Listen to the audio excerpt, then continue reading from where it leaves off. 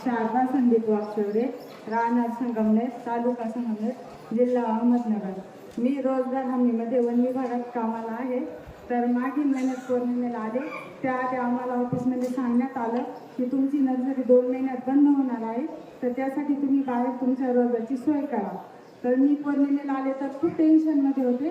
मी समाधीवर बाप्पांना सांगितलं, मला रात्रीतून काहीतरी दृष्टांत द्या, तर मी काय करू. मला खाजगी दवाखान्यात पण कामाला बोलवले, पण तिथं पण कायमच्या कामाची काही हमी नव्हती.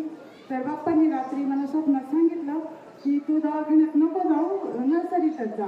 पण मी परत घरी गेले तर आम्हाला परत तिथं तेच सांगितलं की तुमची नर्सरी बंद होणार आहे, तुम्ही बाहेर तुमच्या कामाची सोय करा.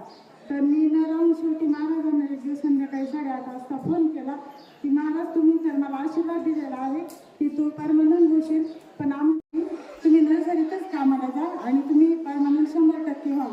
तर बरं ठीक आहे म्हटलं. मी दवाखान्यात नाही म्हणून सांगितलं आणि त्याच्यावर रात्री 10:30-11 वाजता मला लगेच फोन आला त्या दिवशी की तुमची 50,000 रुपयांची नर्सरी मंजूर झाली आहे आणि तुमची नर्सरी चालू राहणार आहे. धन्यवाद.